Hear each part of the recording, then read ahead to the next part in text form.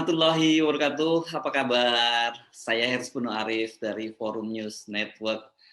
Komisi Pemberantasan Korupsi secara resmi memasukkan nama mantan Bupati Tanah Bumbu Kalimantan Selatan, Mardani Hamaming dalam daftar pencarian orang (DPO) atau ini lebih dikenal sebagai menjadi buronan. Mardani Maming ditetapkan sebagai tersangka kasus dugaan suap izin usaha pertambangan atau IUP di Tanah Bumbu. Maming ini diduga menerima suap lebih dari 104,3 miliar selama kurun waktu 7 tahun, yakni antara tahun 2014 sampai tahun 2021 selama dia menjadi bupati.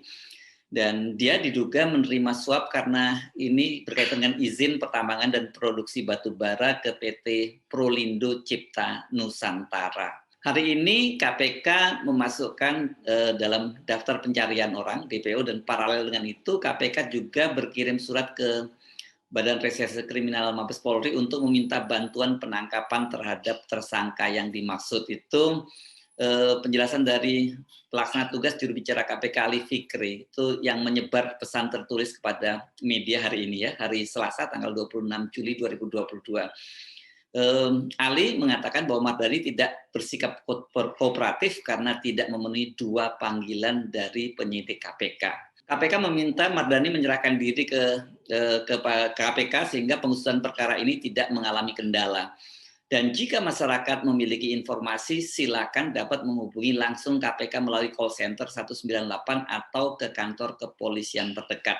Buronnya Mardani Maming ini sangat mengejutkan ya. Soalnya profilnya ini bukan orang sembarangan.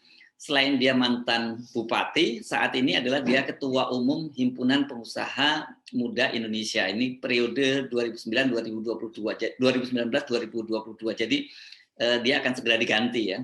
Nah, selain itu dia itu juga bendahara umum pengurus besar Nahdlatul Ulama dan tercatat sebagai kader PDIP. Di PDIP juga jabatannya nggak main-main. Ini dia sebagai ketua DPD PDIP Kalimantan Selatan. Kami yakin Pak Mardani akan kooperatif dan tidak buron, itu kata Ketua Bantuan Hukum DPP PDIP M. Nurdin. Nurdin juga menjamin PDIP tidak akan intervensi dalam kasus tersebut. Mardani adalah kader PDIP kedua yang jadi buronan KPK setelah sebelumnya kader PDIP Harun Masiku juga buron, dan sampai sekarang ini nggak ketahuan di mana rimbanya. Tapi kalau menurut keterangan sejumlah mantan penyidik KPK yang dipecat, sebenarnya kalau serius KPK itu bisa kok menangkap Harun Masiku itu. Katanya sih Harun Masiku masih ada di Indonesia, dan jadi kalau mereka dapat surat tugas langsung bisa ditangkap. Itu begitu kata sejumlah mantan penyidik KPK yang dinyatakan tidak lolos tes wawasan kebangsaan. Namun berbeda dengan Harun Masiku yang statusnya pada saat itu kan dia apa ya? Dia itu calon anggota DPR pengganti antar waktu.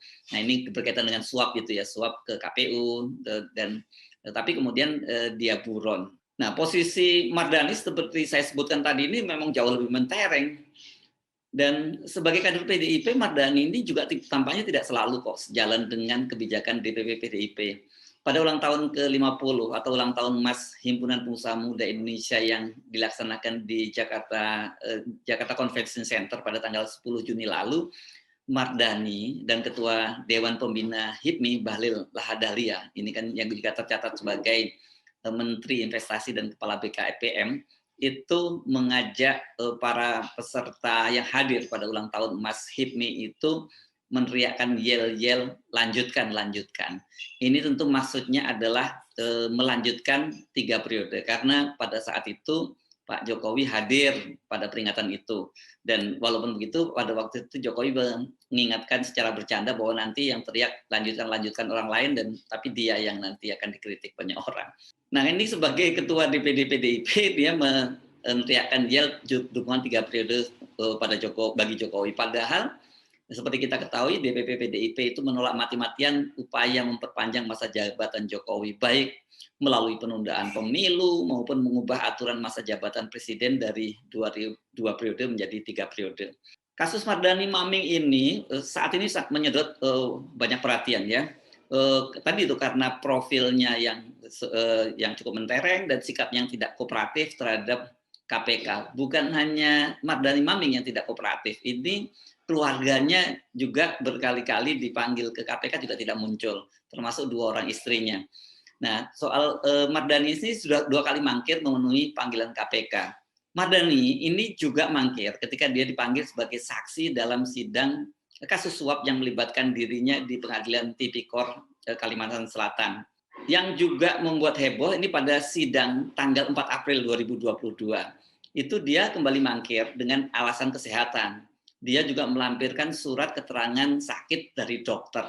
Namun yang cukup mengagetkan 2 hari kemudian, pada tanggal 6 April 2022 itu Mardhani ikut hadir. Ketika rombongan PBNU bertemu dengan Ketua Umum DPP PDIP Megawati. Bahkan ini dia mempostingnya di media sosialnya.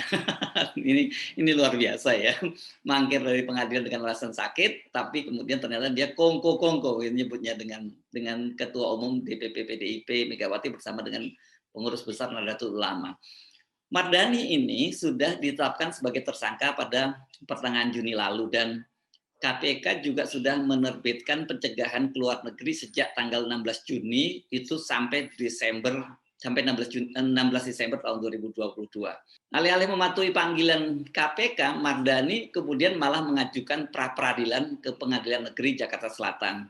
Nah, ini yang lagi-lagi mengejutkan karena ketika dia mengajukan pra-peradilan itu ternyata dia menunjuk 2 orang tokoh yang juga cukup beken dalam soal pemberantasan korupsi. Yang pertama adalah mantan Wakil Ketua KPK Bambang Wijoyanto, dan yang kedua mantan Wakil Menteri Hukum dan HAM Denny Indrayana. Penunjukan Bambang Wijoyanto sebagai pengacara Mardhani yang tersangkut kasus korupsi ini membuat KPK mengajukan protes dan meminta agar Bambang Wijoyanto mengundurkan diri dengan alasan adanya konflik of interest. Namun Bambang Wijoyanto menolaknya dan sebagai seorang lawyer Bambang beralasan tidak boleh. Dia menolak seorang klien yang meminta bantuan hukum kepadanya.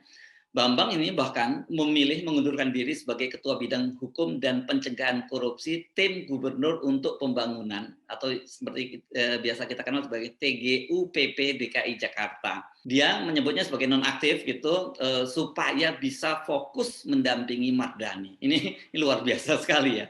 Bambang mengaku dia diminta oleh pengurus besar Nahdlatul Ulama untuk mendampingi Mardhani Maming. Posisi Bambang ini, seperti saya sebut tadi, sempat diprotes oleh tim Biro Hukum KPK, namanya ini Ahmad Burhanuddin. Dalam sidang pra-peradilan 20 Juli 2022, KPK minta agar majelis hakim mencoret nama Bambang Wijoyanto. Rencananya ini besok, hari Rabu tanggal 27 Juli 2022, Majelis Hakim Pengadilan Negeri Jakarta Selatan akan membacakan amar putusan status tersangka Mardhani Maming. Namun 2 hari sebelum Majelis Hakim membacakan keputusannya, yakni pada hari Senin kemarin, tanggal 25 Juli 2022, KPK melakukan penjemputan paksa terhadap Mardhani. Tetapi ternyata Mardhani tidak ditemukan. Jadi di apartemennya ya. Setelah itu KPK memasukkan Mardhani dalam daftar pencarian orang. Denny Indrayana menyatakan dia menyayangkan upaya penjemputan paksa yang dilakukan oleh KPK. Dia meminta agar penjemputan paksa itu ditunda dululah 2 hari. Kan tanggal 27 Majelis Hakim akan membacakan penetapan pra-peradilan.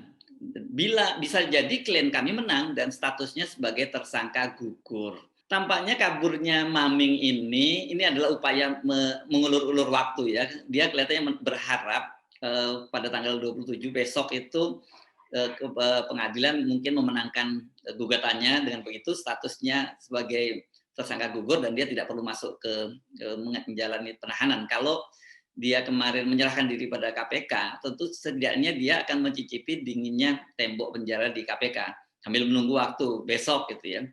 Kaburnya Maming ini mengundang keriuhan di media sosial.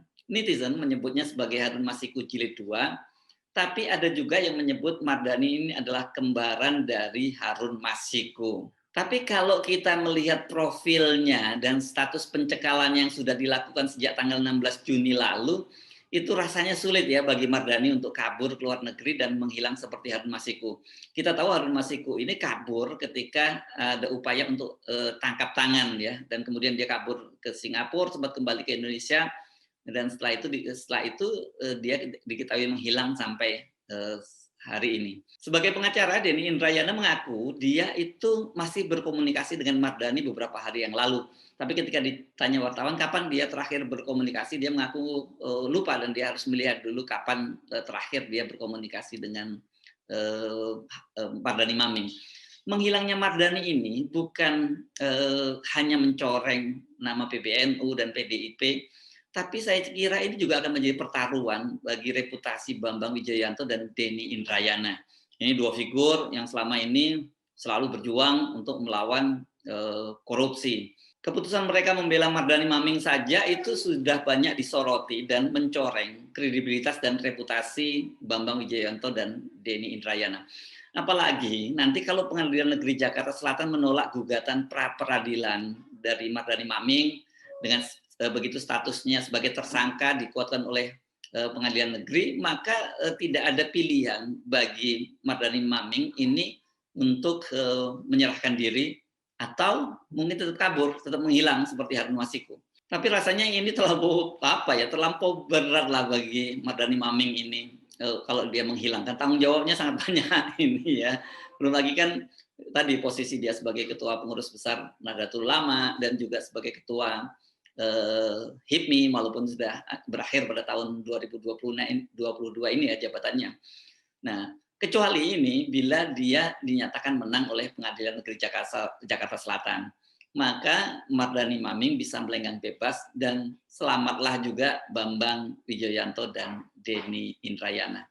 Saya Harismono Arif dari Forum News Network. Sampai jumpa lagi. Wassalamualaikum warahmatullahi wabarakatuh.